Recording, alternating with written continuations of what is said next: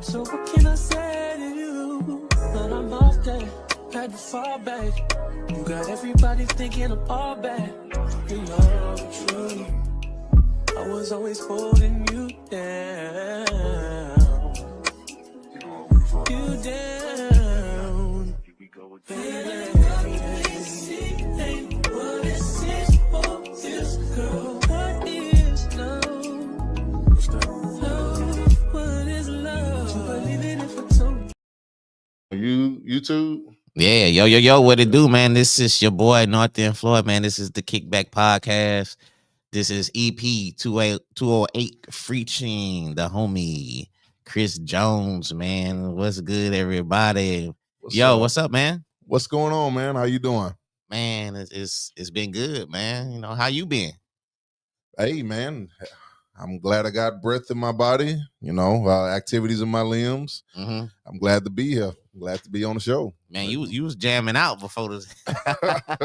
I was in the back. I heard the singing. Oh, man. Hey, hold up. They got recordings of deals up in here. Hold up. You wasn't here and you were listening to me? No. Yeah, man. Hey, you around some legends, man. You got Prince, you got Pac, you got Biggie, you know what I'm saying? I see that, man. I like the setup. I like everything. Even the Goku statue. You got the Lord of the Rings map over here. Hey, I'm a Lord of the Rings fan. I love Lord of the Rings, dog. Lord of the Rings is my go-to movie. Yes, when it's like if I need something to watch and I'm scrolling, yeah. Lord of the Ring, here it comes, No or whatever. doubt. So The Hobbit, all The that. Hobbit, man. yeah, boy, so, yeah. Yeah, it throw a little people. It throws some people off when they say like, "Oh, you got Lords of the Ring," like yeah, Star Wars and all that, man. I'm into all that. Yeah, boy. Very diverse, Yes, stuff like that, yes. man. I want to say also, dog, like as far as getting here, you're running the earliest guest I didn't had that popped up, which that's dope, man. That's caught me off guard. You know what I'm saying? I was like, hold on. The ring camera said a detection. I was like, oh, okay, Man, all right, that's what's up. I hit that button and it says, "Oh, they're not home, but you can leave a message." I'm like, I had to step back. Hold on, is this the right address? Yeah, I don't know why I say that. We got. I ain't gonna tell people. I ain't gonna tell people online what the issue is. But yeah, we gonna update that. You good? That camera and stuff. Yes, sir. No, I try to be punctual, man, because there's a saying that we're always late, and when I say we always late. So you gotta try to be on time. And I was always taught, by my mother, by my parents, if you on time, you late. So show up a little early. For sure. Be there for 6:30, be there at 6:20, be there at 6:15. So you want to be early than being late, you know what I'm saying? Like for y'all young cats out there going to job interviews next week or something, like show up there early. It's gonna good presentation for you. Of course. Showing up late, nah, man. I didn't have some guests, man. They've been late. And the show started at 7. They hit me at 6:55 and 6:58 saying, "Man, I'm gonna be late." I'm like, damn. I say, let me go ahead and edit the time on here. Of course, yeah. 7:15, 7:20, and all that other stuff. So yeah, man, it's good to have you on, man, because we set this up a while back. Yeah. Man, I didn't know you was doing this. I think I ran into a mutual friend of ours. God, I don't even know if I need a name drop. I'm starting to forget. I think it was Kristen or something like that. And she, oh yeah, Kristen. Yeah, Kristen was on here, and she showed me. I was like, man, for sure, no. I say, you didn't know who I was. You didn't know who I was at first, dog. Look, I say Floyd. I say, nah, that can't be the same Floyd. Yeah. And so I had to look. I went on your page, zoomed in. No, not zoom in. I had to zoom in, man. You had matured and everything. you had no hair on your head. You had no facial hair. You was baby face. Yeah. Straight up. Well, the job, they didn't want us, man. They just low-key discriminating. You can have baby face. You can have hair. You can have long hair. Man, they made a dude cut his hair. Now that I'm older, I'm like, damn, that's wild. They made a dude cut his hair. But, yeah, man, I ain't had no hair and I had no mustache or nothing. It was just straight, baby face and stuff. Boy, so yeah. Cause you say, man, is this Floyd from such and such? I say, yeah, man. How you like? Like, come on, man. I For thought you sure, knew. for sure. I knew who you was though, for sure. You know, oh man, I did, dog. You used to come in there, you used to harass me. You used to always want to get deals and all that. Oh man, you know us. We got to get a deal somehow. You know? I say, oh, okay. I didn't, but because we've been Facebook friends, and I've been seeing your videos and stuff of you playing the guitar and doing your thing and rocking out. And I was like, damn, I thought you was like a country boy, just you know what I'm saying, like just a big dude. You said a country boy. I just thought you was just a big country boy, man. You know what I'm saying, wrestling cows or something. Like, I was like, dang, I'm like playing guitar and everything. Well, in the city of countrified Beaumont, Texas. Yeah, we like Slash. We ain't on that big. I think we got maybe 500,000 people here, some or maybe 600. We're growing somehow. Beaumont, Texas. But never. But you don't have to be country in a country city. Yeah. So man, that music was my thing as a kid. Mm-hmm. I don't know if you know what a VHS tape is, if you're old enough to know what a VHS tape, and anybody out there. So VHS is one of those square little black boxes that you stick inside of a VCR. You don't even know what that is either. But anyway, a VCR, you put that bad boy in, and there was a video of me at a church in Orange, Texas, I think under a revival of Reverend Ollie. Okay. Man, and I was 2 years old playing drums on beat. I'm shocked. The sticks were bigger than me, but I was on beat. And I'm like, wow, man, music has really been in my blood. And so my mother was a singer, entire families, aunts, uncles, sisters, musicians. We do it all. And so growing up, it's just you had to do something. And so we didn't have all these video games back in the day. We didn't have Nintendo 64 or PS5. We didn't have Sega Genesis. So back in the 90s, hey, it was either you go play outside, or if you're going to be inside, you're going to do something. So that's what I did. So from drums to bass, from bass to organ, keyboard, saxophone. You play it all. Man, yeah. And now here it is, I'm singing. And I'm like, man, I'm not a singer. And hold on, playing all that, you never kind of ventured off to the singing part too?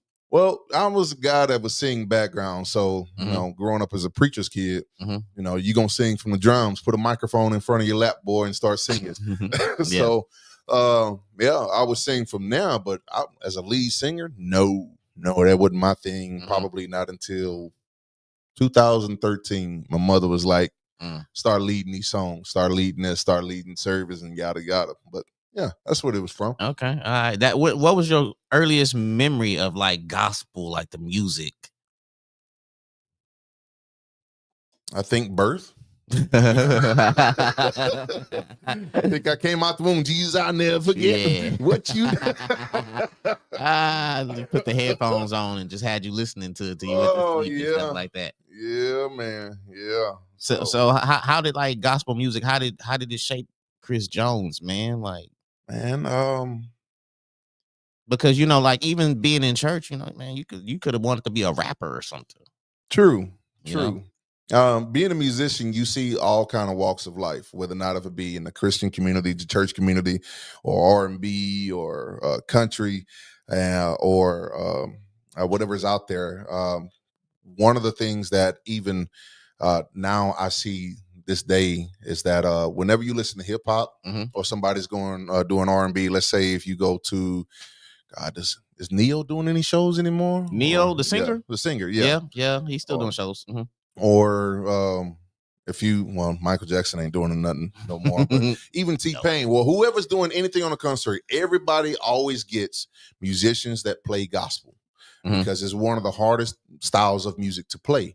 And so rather than just playing your regular chords, they want you to do more. Hey, put this here, put this there. And so it's almost like practicing to race against what's that track star from Jamaica? Artist from Jamaica? No, it was a track star. Yeah, to do that one in the Olympics. God damn it, what's his name, man? Dude, man, if this was a question for somebody, we would have been out of that, dude. For $10,000, God Dang, what's his name, man? It's right there. Man, who know who that guy is? The Jamaican track star, Olympic runner. Oh, Usain Bolt. Usain Bolt. Usain Bolt. Yeah. Okay, so it's almost like Thank practicing you, for Chris. Usain Bolt, and then you turn around and got to go race people in middle school. That's okay. how gospel musicians are. Okay, all right. The levels is a little bit. Yes. So, and not a knock on anybody else. I listen to all kind of genres of music, and that's one thing that I'm glad my parents did back in the day because, you know, growing up Pentecostal or Church of God in Christ back in the day, it used to be strict. You know, you couldn't listen to this type of music. You couldn't wear these type of clothes. And I you heard y'all do was this, that, and the strict. other. I heard y'all was strict too. Boy, it used to be like, man, I remember a woman came in with boots all the way up to her kneecaps. Ooh. And it was just cold. It's just to her kneecaps. It was like, you got on them hookah boots. Like, oh, I say, what? And I'm a little kid. I'm like, what's hookah boots? What's that? Yeah, you couldn't Google that at the time. No, you couldn't Google. Somebody had to explain it to you. Explain it. Matter of fact, I don't think that was in a dictionary. I don't even know if y'all know what a dictionary is anymore because they don't even make that anymore. Nah, they don't. But yeah, man, gospel had shaped my life tremendously. So there are people like I grew up listening to. I got boys that make fun of me now. They was like, man, when you sing, you sound like Fred Hammond. No, I don't. You only saying that because I'm a bright skin and I'm big and hey. I don't sound like Fred Hammond. Don't compare me to Fred Hammond. And don't get me wrong, I love Fred Hammond. He's one of my favorite artists, and then he plays guitar. But growing up listening to him, listening to John P. Key, Hezekiah Walker, man, it's just so many different people. And back then, it used to be all about choirs. And so he was just trying to figure out how can you mimic what you hear. And that's one thing also as a musician is that when you want to be great at something, you mimic what somebody's doing great. And so we would never like to, at least I came up, I never wanted to cut corners, and also in my family as well. We didn't cut corners. So it's like you hear it on the record, play like the record. Everything you hear, play it. And so then when you go to people's churches and you playing the exact same thing, and then somebody say, yeah, I know that song. And then they playing something wrong. You snatch around like, that ain't on the record. Yeah. Like, and then, man, why are you judging me? Because that's garbage, you know? Yeah. And also, that's the time also is like we criticize the gospel musicians. We will tell you, we ain't gonna say, really? Oh, baby, you did all right. Like, nah, get them off the stage. It's cutthroat like that? Dude, man. But it's supposed to be gospel. Y'all supposed to be like, hey, man. God bless you, man. But you know, hey, man, we go work on that. It ain't considered like, you know, like well, you might get the pastors, you might get the leaders to do that, but the other musicians, the worship leaders, yeah, boy, shout out to my boy Teddy, Jamie, you know, Terry, Junior. Man, I'm just going a few names right there. So when I grew up with cats like this, if you were garbage, why are you playing drums and missing cues during service? Not when the music stopped. It's like as soon as you mess up, they coming for your spot right there. Give me the sticks. They will like literally grab your sticks as you playing. Nah, we got it. Damn, man. Get up. And then play it right. And then say, that's how you're supposed to play it. Then everybody in the church be like, yeah, keep him on the drums. Yeah. Yeah, keep him on the keyboard. Dang, so, man. yeah, that's how cutthroat it was, man. Yeah. I didn't know it was like that. I didn't know I thought, you know, you get a little chance, you might get put in the back or something or whatever. But, you know, like you part of the family, and we go take care of you. Like, man, boy. The thing is that every gospel musician always wanted to strive to get better. And so if you wasn't on that level, so to speak, they was like, no, you ain't ready. And so it's like, you ain't ready. You're like, yeah, I can. You ain't ready. Yeah, you ain't ready. Yeah. It's almost like you're putting your daughter in front of your wheel and saying, hey, go ahead and drive. But like, she ain't ready. Yeah, she 15 years old.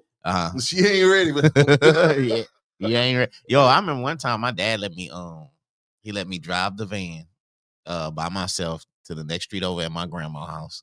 And I was so excited. I drove over to that next street, and then I was backing out, and it was a gate. And I scraped the side of the van and knocked the handle off. And that drive back home let me know I was not ready, dog. I was like, I had to tell my dad, like, he took it easy, though. He actually did take it easy, but man, that let me know I was not ready. How do you how has gospel music changed in the past 10, 20 years? It's getting a little hip, man. Y'all shaking and moving now. It's not like moms and grandmas. Well, man, boy, Yeah, man. I mean, I don't even know how to go about that. it's See, I might get in trouble because different. I try to speak my mind. What you got I that? might have to get some What protection. you got? What I'm about to He say. didn't pull the. I might. That boy with a didn't. with a clip. No, I ain't gonna. That boy didn't pulled out the thing. So be aware, it do shoot. It does. It do. It's automatic too. Oh, yeah, that's nice right there. But no, gospel music is. I get it. In order for people to, I guess, feel like, I don't want to say you're worth something, but I'm trying to figure out the right word. In order to feel like not valued, man. Yeah. It's just I'm trying to figure out a way. Let me say it a different way. Relevant. In order for you to feel relevant, you want to be relatable to whoever's listening. And so they try to say, hey, well, they always listen to hip hop. They always listen to this. They listen to that. And so we're going to go start making our music to be similar to that. And I'm like, no, I'm not.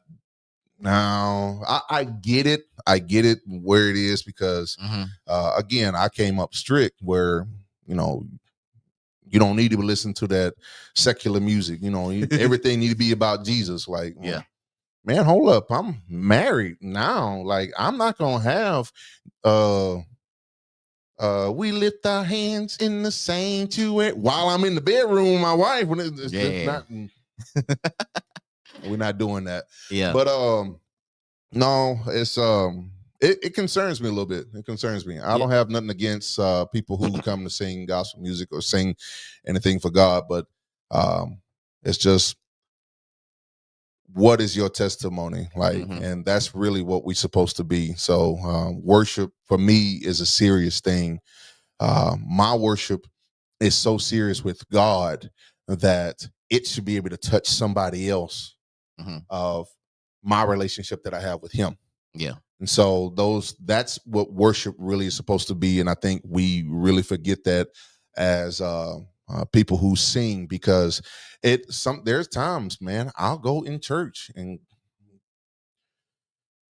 I get aggravated because I see the relationship that people don't have, or they could have a better relationship with them. And so as a worship leader or as a minister or as a preacher, is that my thing is that don't get close to God because of me. I want you to get close to God for yourself, but I'm going to use myself as an example to show you what you can have. And so, but man, it's changed. Like, yeah, they got a lot of rappers that's rapping and stuff like that. I know Lecrae was like one of the first rappers I've heard as far as doing like music, but like now it's like everybody kind of rapping now and stuff. Well, nothing wrong with rap. I mean, it's just like Christian rap, Christian country, CCM, Christian contemporary music. You got gospel. You got Christian reggae. You got Christian. You got Christian reggae? Boy, man, if you only knew what these people in these different countries. Dang, I didn't know. And that's what I don't get about certain people. We always trying to judge something. No, you don't need to listen to that. Like, have you listened to Christian K-pop music? Have you listened to Christian Asian music? Have you listened to people that's in Africa and how they dance and how they move? I said, you gonna judge them because it's not the same way we do in our country. But it's just and that is a fine line between things, because also that there's some music that does carry certain attributes with it. So for example, let's say there's a song that can make you cry. Like, what song makes you cry? And don't say Whitney Houston. No, man. I don't know if it's a song out there that makes me cry, but you know what, man? I do like that song, man. Look, for some reason that song Tank, I Deserve. Man, I love that song, dog. That song is deep. That's a deep song. I Deserve, man, because he got a story to it, and then it's the flip side. So I like I Deserve. I don't think it makes me cry, but I love that song. That's a deep song. I get you. Yeah.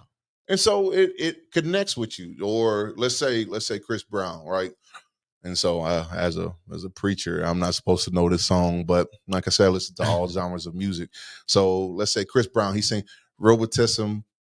Robotism. I forgot the words.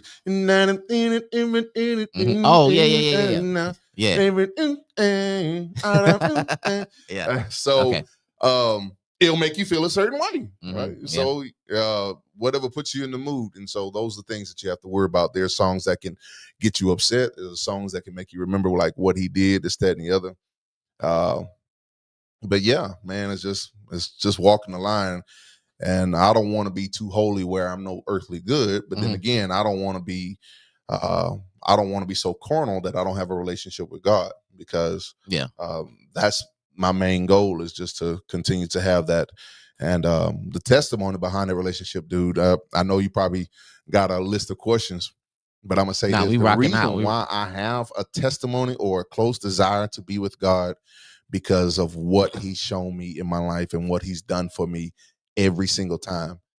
It's probably been about 4 or 5 times my life has been acquired. Like I was supposed to literally die that day, and I didn't. And I have ran from my calling. Really? As a kid, I have ran from it. Because you like to be in the background. You like to chill. Yeah. Okay. Bass, as a bass player, you hear the bass, you feel the bass, but you don't ever ask, man, who's that playing the bass?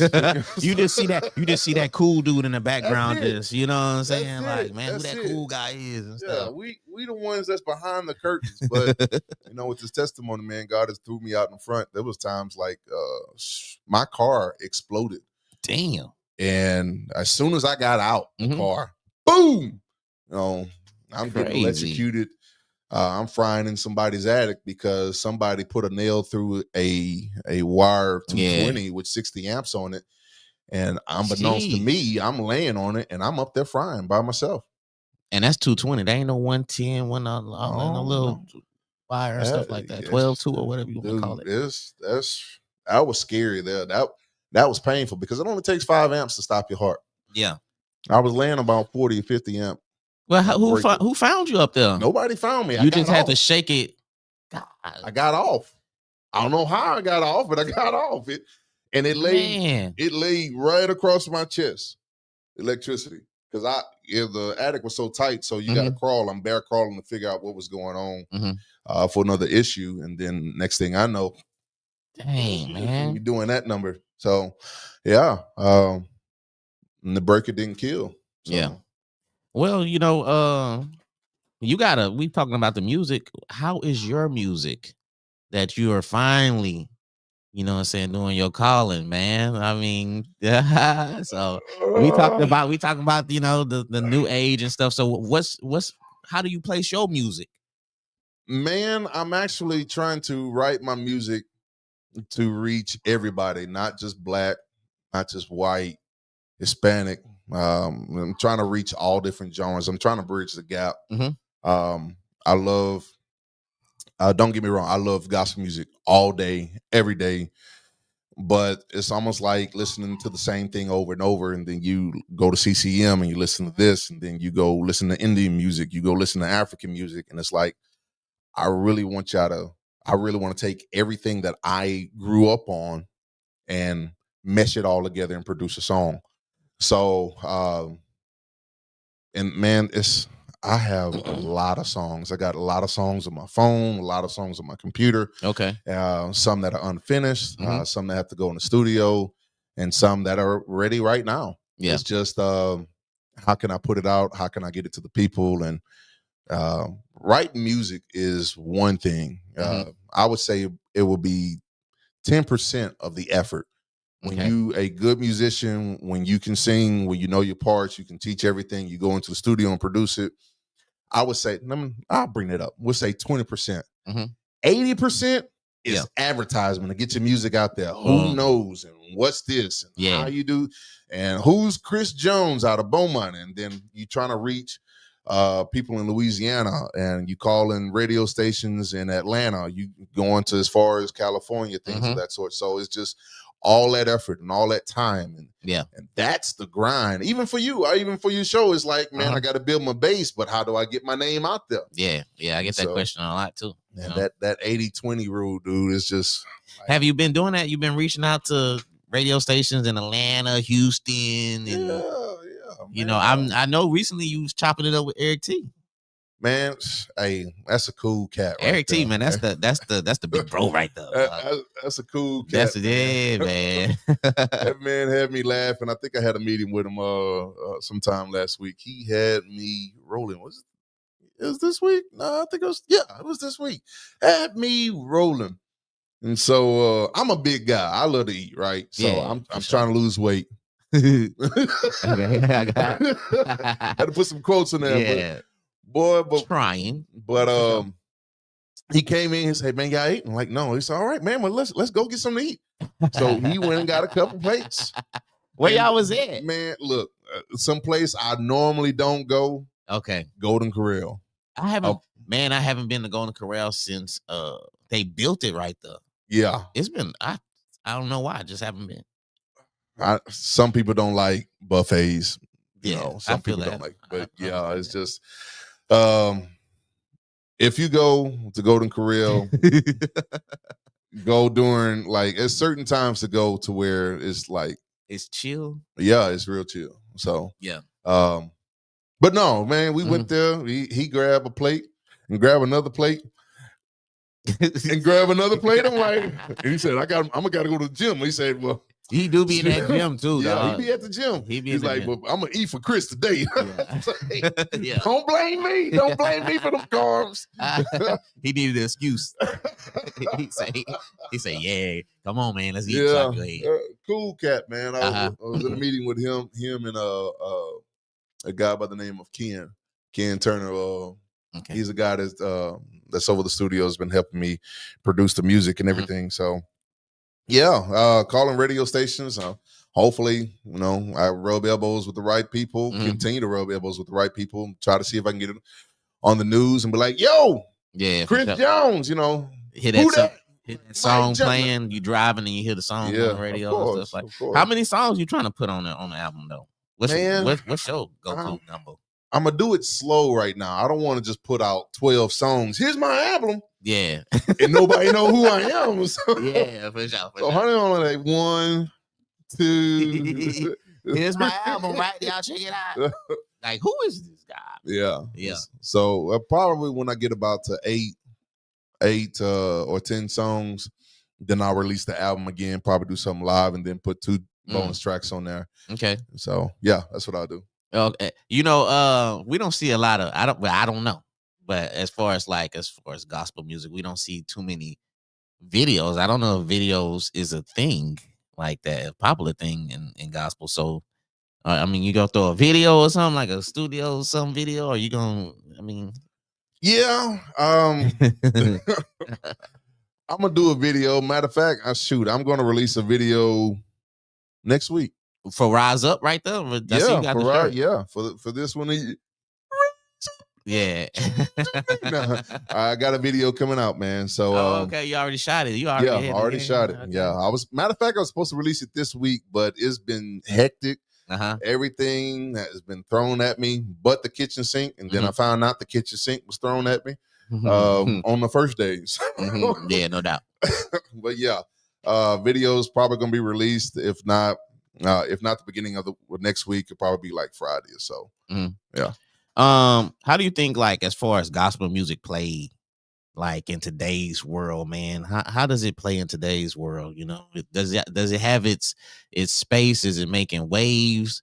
Is it down right now? Are you trying to like give it some juice? Like, you know what I'm saying? What's gospel music in the world, man?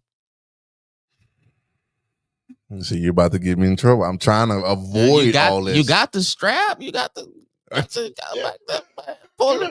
Let them know, man. And you got the clip. Black extendo, man. Come on.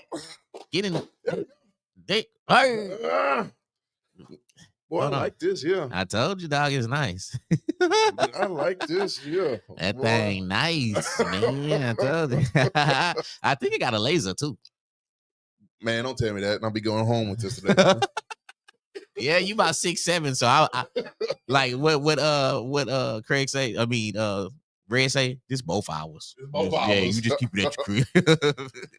Oh man, gospel music is actually it's good, man. It's just I really want people to gravitate like they did back in the 80s. And I know me and my boy was talking. It's like it's not like it used to be in the 80s and 90s and early 2000s. It's just like I grew up when somebody was shouting, as they call shout or dance before the Lord.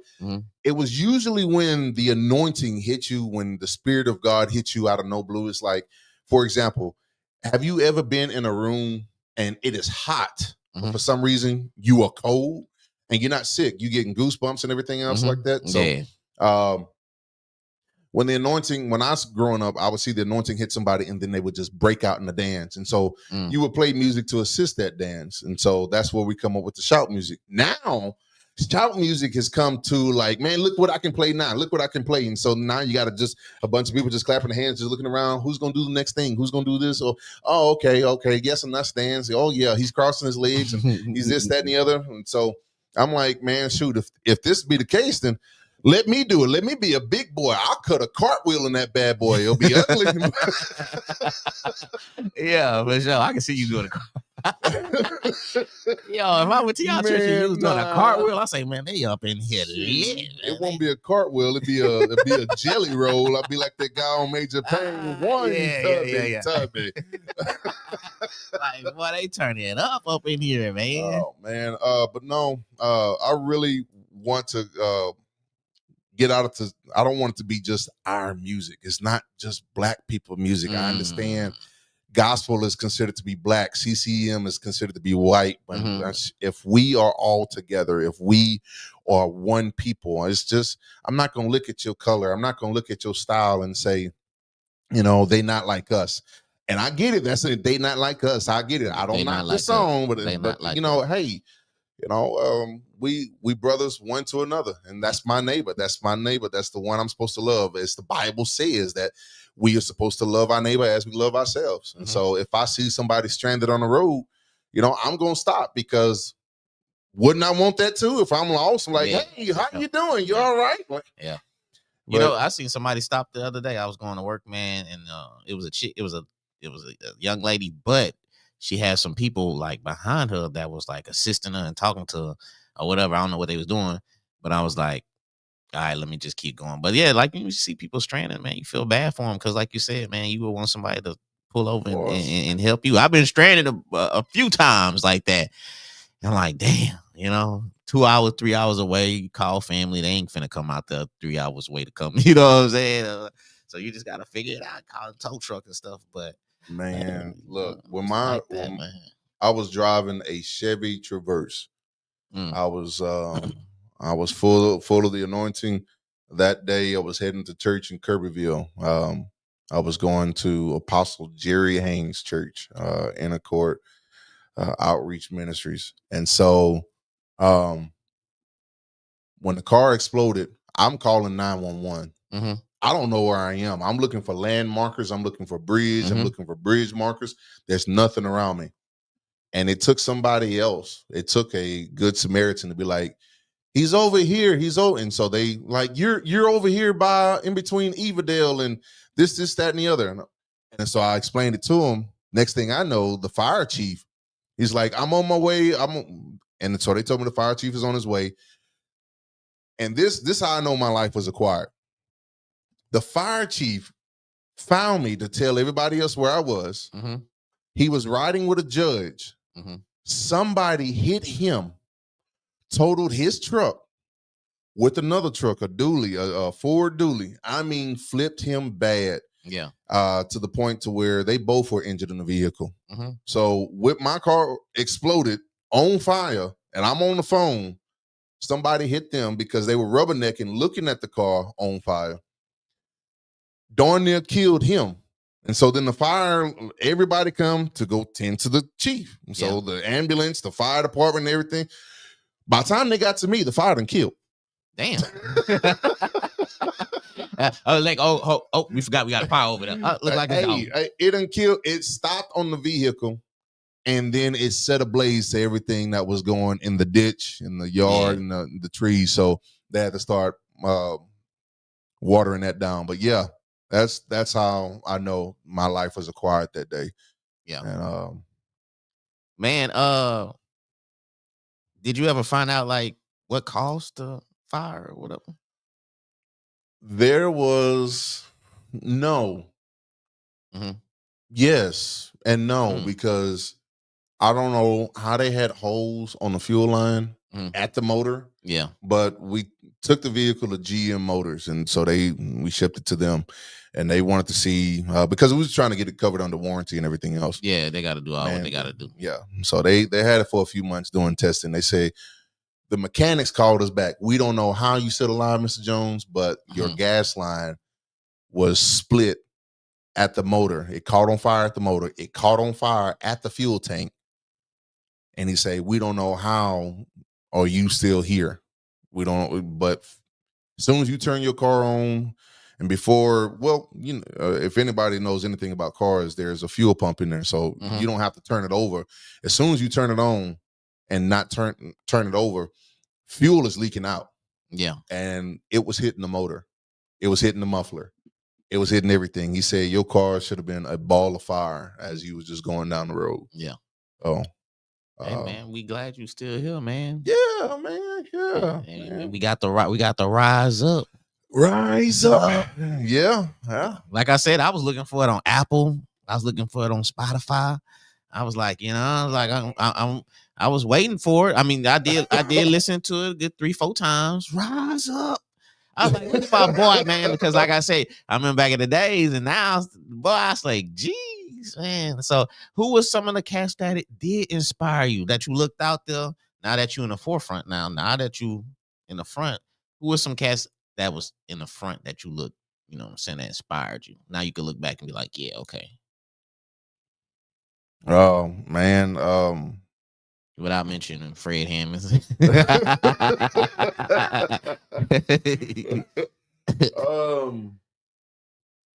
Man, I really can't tell you, dude. You know, I don't look the part, so to speak. You don't look people the to be in the part. front. I don't look the part. So, for example, Okay. Most of your gospel singers or most of your singers, they would usually be in shape. And so, as you can see, I'm a big boy. So they usually in shape. About 6'7". 6'7". But yeah, my daughter be doing that to me. She's Yeah, like, my Dad, niece. 6'7". I'm like, I'm tired of hearing 6'7". But man. yeah, man, I'm really not caught up in names, man. It's just my worship is my testimony, and so it's the experience. To answer to the relationship, the calling that God had on me since I was a little kid, to have the prophetic transfer from your mother as she passed away in my arms, you know, and then it just like ramped up, and so that's really what caused me to do this. It's like I got to sing these songs, and then also the things that I face on a day-to-day basis, the things that you worry about as a man, as a father, you know, as a family man. Just like, man, I really, God, I really need you to move. And so in the times of your trial, you got to find a song to sing. And so like this one song is, oh Lord, please, will you answer me? Oh Lord, please, I am on my knees. I am here right now, my face to the ground. I don't see no way out. Are you there? Do you care? There's things like that. So man, that's what that boy just casually just, so hey. You know, that's one that's gonna come out. It's called Lord, Please Answer Me. Okay. So man, you got the tracks on deck just ready to just boom, boom, boom. Yeah. You got to be ready, man. It's not no one thing. So the music is not put out, and going back to your question, the music is not put out on Apple, Spotify, or anything like that, because as an artist, you invest so much time, you invest so much money, you invest so much fuel. You got to get the singers, you got to write the music, you got to get the musicians, you got to get the engineer, you got to get the mastering, you got to get the producing, you got to take pictures, you got to do all this, and everybody's like, hey, you know, so and I get it. And one thing that I can say is that I didn't want to say, let me put this out here and have, let's say 10,000 people listen to it, right? Let's say 10,000 people stream on Spotify, Apple Music. You know what I'll get? Probably nothing. Them streams ain't hitting for nothing. No, you're getting a third of a penny. When I was told that, and when I did the research, a third of a penny. Wait, how do you get a third of a 0.1? Yeah, that's crazy. That's ridiculous. The streaming thing is crazy. I think as artists, they gotta do something. Well, man, that's labels. Yeah, that is labels, and you know that all came from people bootlegging. To be honest, yep. So I don't know if you remember that time when people used to bootleg back in the day. Yeah, you know, without a doubt. The music, like, man, I got this, and somebody just buy it in CDs, and like, no, and then remember they was bootlegging Roku. Remember that? Yep. Yeah. And so it was like, oh no, we can't allow y'all to figure this out. So you know, it's gonna cost you in the long run. And sure enough, everybody used to have a bootleg, man. Who the bootleg? You got a bootleg, man? Yeah, man. I had a homie use a bootleg. Don't worry, I was guilty. I was. Let me not say that. My boy Pat say, "What a beautiful voice." What's up, Pat? Man, yeah, dude, it's no, I'm not gonna. I plead the fifth on that. I ain't go. You can admit to your crime, sir. I did not buy any bootleg, nothing like that. I went straight to the store, bought it. And you know, but shout out to them. Yeah. But everybody had a bootleg, man. But other than that, man, it's like, so okay, let me put it on a link and say and send it, and where people, like, if I can have fans, if I have a base, go to the link, download it, 99 cents, $1.99, something like that, because it's really 2 songs. It's a 7-minute song, so it's 2-minute songs.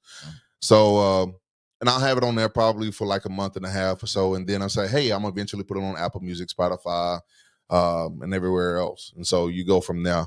But of course, man, streaming is like, if you hit 1 million, if you just hit 1 million people streaming your deal, you only get $4,000. Yeah, that's crazy. Just 4G. 4Gs off of 1 million streams. Now, what you think Spotify is getting? Yeah, for real. What you think subscriptions with these commercials and subscriptions? Yep. I mean, dude, so if you take $1, you would have give me 50 cents. You would have had $500,000. Yeah. Give me a quarter. You would have had $250,000. Exactly. Yeah, I know.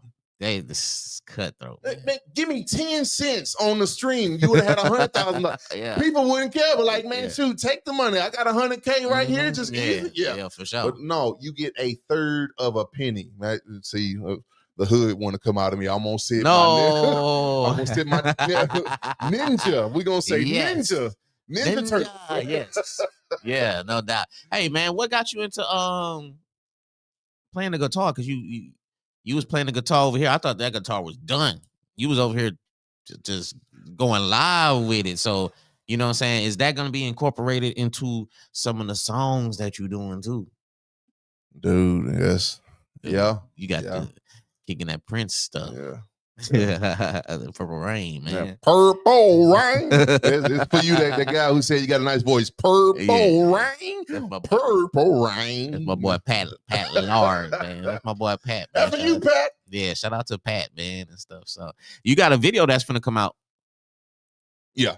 Yeah. Is that a secret? Did you want people to know that? Yeah. It's coming out next week. It's called In Jesus' Name. So I like it. Rise up in Jesus' name. Ooh. So it's just, it's gonna be on there. Everybody that was involved, Tasha, Truston, Kayla, Maria, God, what's his name?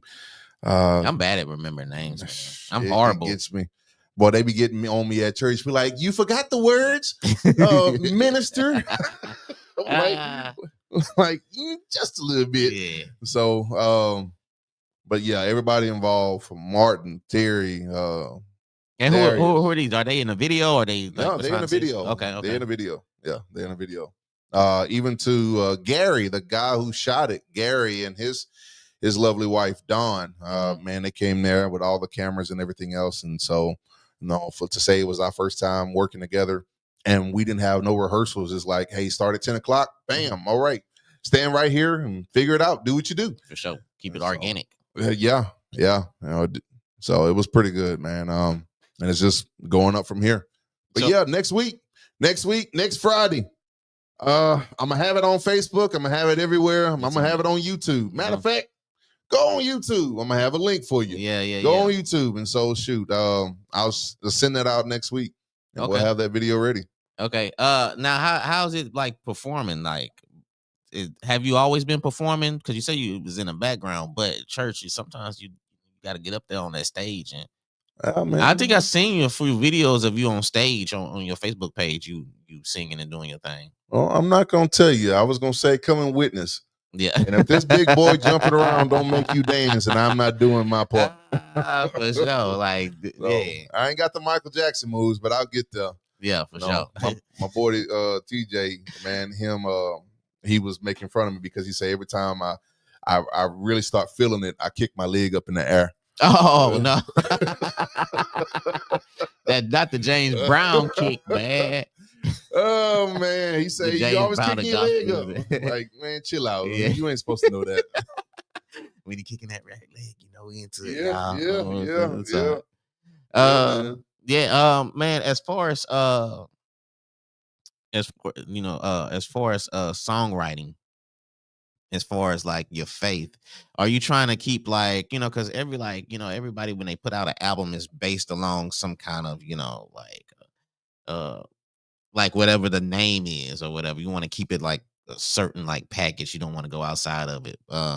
So are you trying to like what's the name of the album, and how are you trying to package like what are people expecting to hear from it?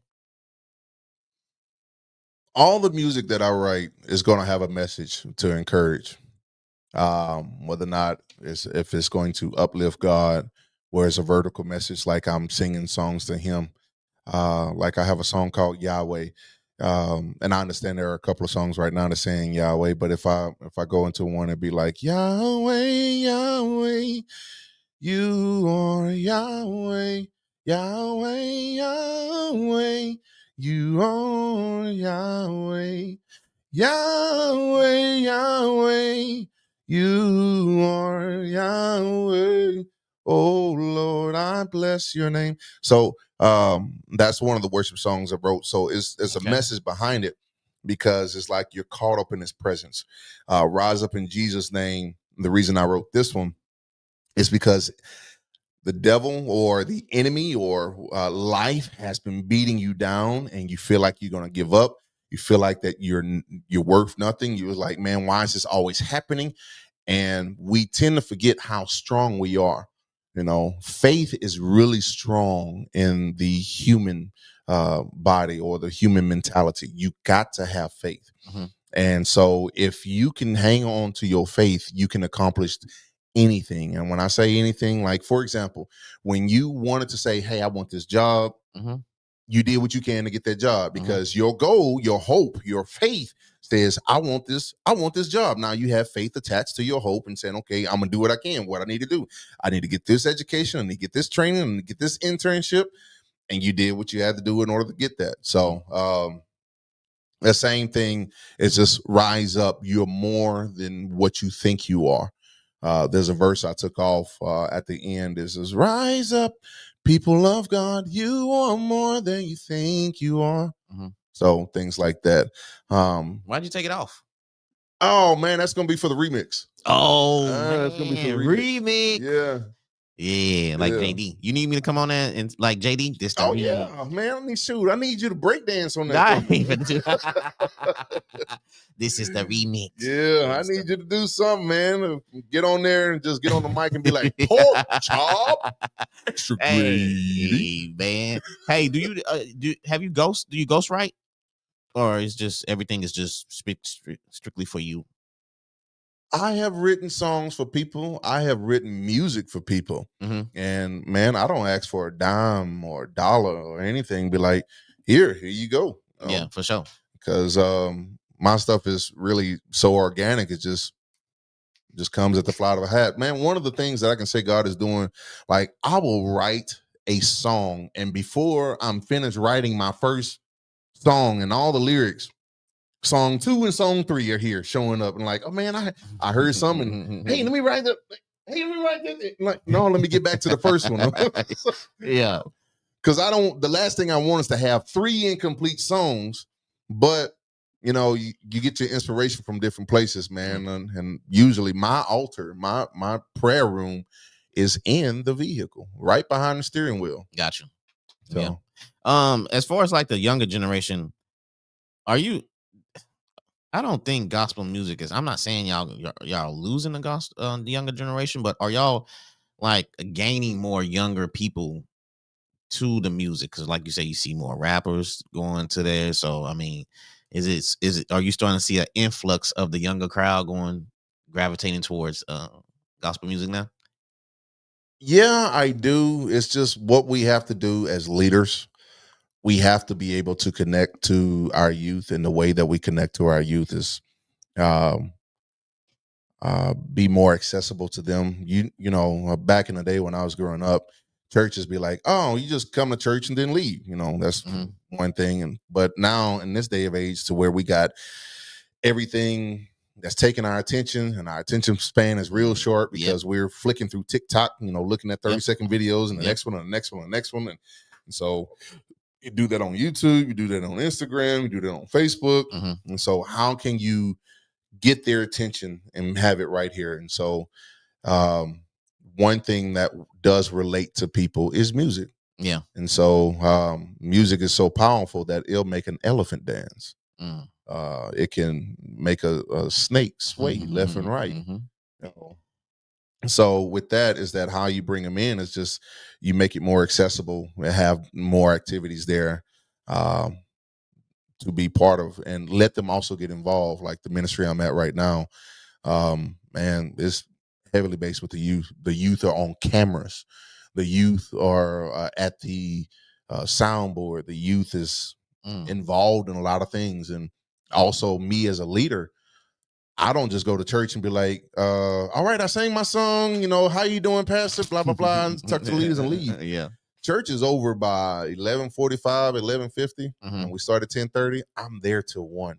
Yeah. Shaking hands. You almost can say I'm campaigning. You almost can say I'm campaigning, kissing babies, and networking. Yeah, and that's what it is, man. And so, as soon as I get there, I got kids jumping on my back. Like, Mr. Chris, Mr. Chris, Mr. Chris, Mr. Chris. I'm like, man, I'm in a suit.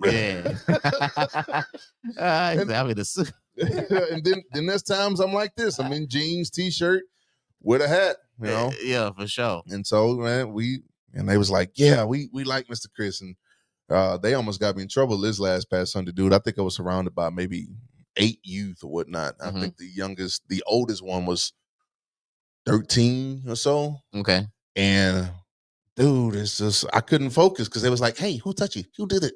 Hey. Oh, we just love you. Oh, listen to the preacher. Oh, we just love you. Listen to the preacher. I'm about to get up. We getting up too. Like, so yeah, man. Is it a challenge as far as like, being in the forefront, being a gospel artist now? Is it a challenge for gospel artists, period, out there? I know y'all have radio stations. Everybody have their own, radio stations and stuff like that. But, is it a tougher process out there trying to get the music out there and trying to like network and getting people to play your song? No, I wouldn't say it's tougher. It's just the demographic of people who you want to reach. Like, when was the last time you listened to salsa? To who? Salsa music. Oh man, I don't know. It's a long time. I got my homegirl, Iris. She watching the show. She probably listened to some salsa. Right. You know what I'm saying, recently. But as far as me, nah, I can't even tell you. Like I love salsa. Or when was the last time you listened to soca or Caribbean music? Caribbean or Caribbean music. I mean, I listen to some Afro beats sometimes. I don't know if you want to put that in the same category. Oh, man, boy. When was the last time you listened to somebody French? Yeah, that's been a minute. Man, I don't know if I ever have listened to somebody that's French. And so if I have, I didn't know. Man, it's how can you get? And so it's like, what demographic of people you want to reach? And so I listen to it all, man. And so it's like, let me use the same testimony, the same message that God has given me, and express it to those that are there. So, like I sang a song, "We lift our hands in the sanctuary."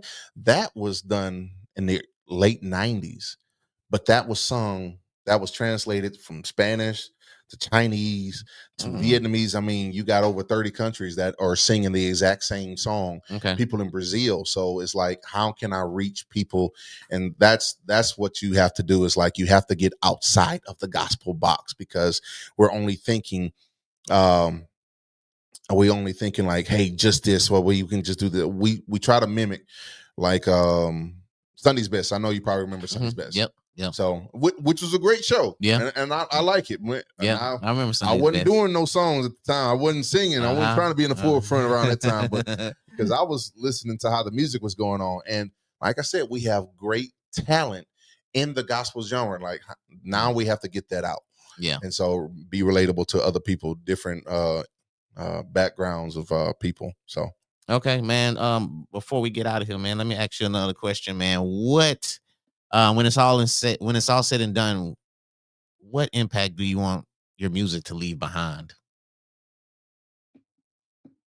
Chris Jones, what you want people to, don't look at me, look at God. It's like, I really want people to be like, the anointing that is on his life, and that how down to earth he is and how relatable he is. And yet he still worships God with all his heart. King David did that in the Bible. And so I know I'm not on here to preach, but when he brought the Ark of the Covenant back to Israel, or to Jerusalem, when he brought it back, he didn't dance as a king. He danced as a worshiper. And he was dancing with the people. He was worshiping God with the people. And so he was dancing. I don't want to say naked. He wasn't getting naked, everyone. He wasn't doing that. Because people take that way out of context. Okay. He danced out his clothes. He's a king. Yeah. He has different clothes than what everybody else have. So he have kingly attire.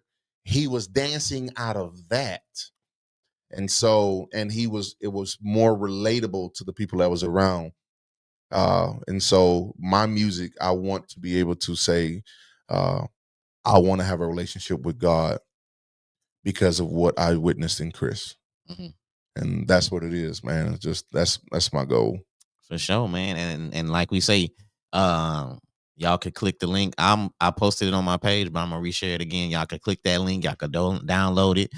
What you say? The video dropping next week. Next week it's gonna be on your Facebook page or YouTube page. We need a link for that. Yeah, I'll send you the link. I forward that over. Facebook, YouTube. Yeah, we'll send it. For sure. Pat appreciate it. Pat was loving it, dog.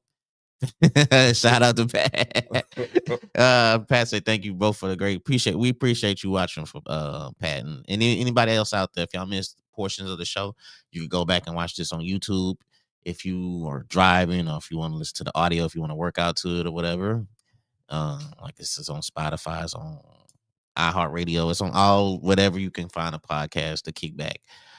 We appreciate you tapping in, and I appreciate you being on the show on this Friday, man. It's been a long time, man, since we chopped it up, dog. It's amazing. Yeah, how we cross roads. Yeah, for real, man. Yeah, no doubt, man. We gonna have to have you on here again when the album drop. Oh yeah, of course. Hey, have Man. you singing. It'd be like a mini concert or something up in here. Man, look.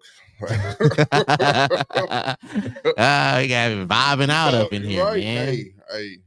So We're gonna have to make do that it. happen for sure. Let's do it. I told Eric T, I say, boy, I bet you when he turned that water to wine, he was sitting down doing a stanky leg. Yeah.